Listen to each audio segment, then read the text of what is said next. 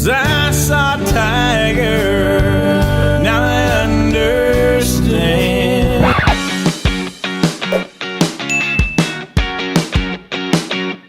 Before the tale of Joe Maldonado Passage, aka Joe Exotic, hit Netflix, little was known about the self-proclaimed gay, gun-toting cowboy with a mullet who is currently serving 22 years in prison. You might have listened to the podcast or stumbled across New York Magazine's long read, but Netflix, coupled with the coronavirus-imposed lockdown, made Joe and his story a global phenomenon. Baby, you're lucky to have a man like me, yeah.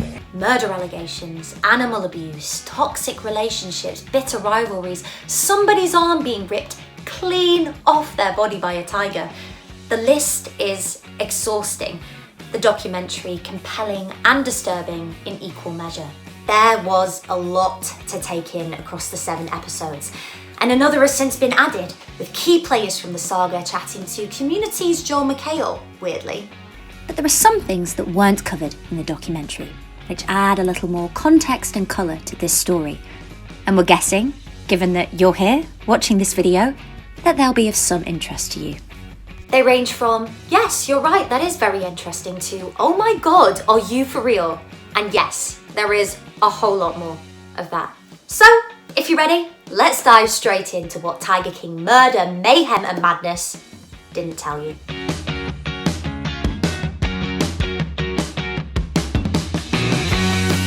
Joe has had more husbands than you think.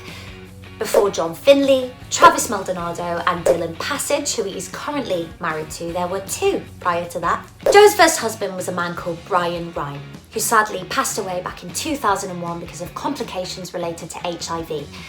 Brian met Joe when he was just 19 years old at a gay cowboy bar, and they married unofficially in the late 80s before same-sex marriage was legalised. Then there was Jeffrey Charles J.C. Hartpence, who was an event producer and helped Joe develop his shows. Their relationship was allegedly extremely volatile, and he left the zoo for good after holding a gun to Joe's head in a drunk rage. He was later convicted for crimes against a child under the age of 14 and put on the sex offenders register, and he is currently serving time in prison for first-degree felony murder.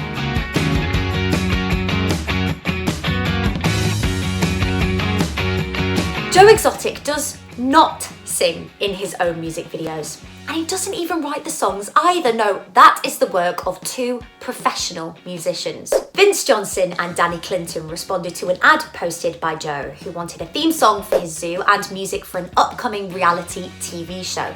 But little did they know that he would take credit for literally all of it.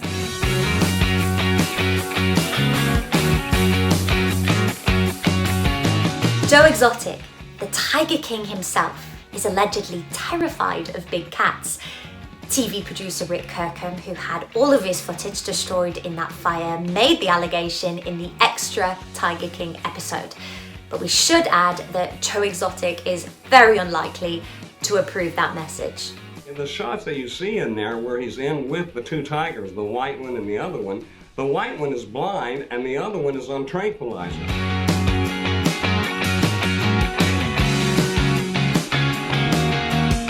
Some of Joe's animals came from Michael Jackson's Neverland Ranch. Chatting to actor David Spade, one of Joe's former husbands, John Finley, revealed that a previous zoo manager had brought over some alligators from the California property.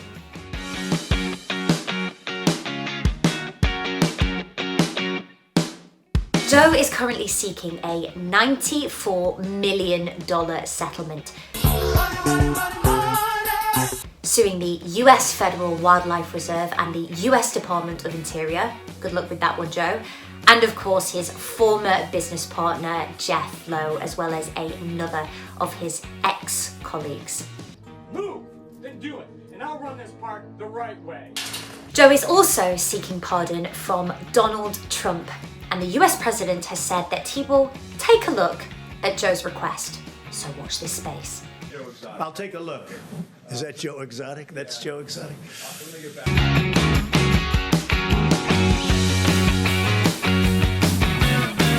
The series creator has revealed that Joe made a number of racist remarks during filming, including one rant about how it was unfair that he, as a white man, wasn't allowed to use the N-word. but they did not make it into the final edit because they didn't fit the context of the story. The creator did go on to say that while she does think Joe is racist, it comes from a place of ignorance and a lack of exposure.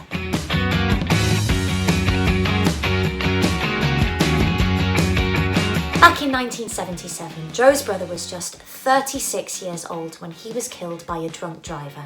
Joe's parents were given a huge settlement after the death of their son, Garrald Wayne, and Joe used that money to purchase the ranch in Oklahoma, naming it, of course, the GW Zoo. And that's your lot. Thanks for watching. And don't forget to let us know what you thought of Netflix's Tiger King series in the comments below. Perhaps you've come across a piece of brand new information that we haven't discussed here. And don't forget to like and subscribe. Plenty more from Digital Spy.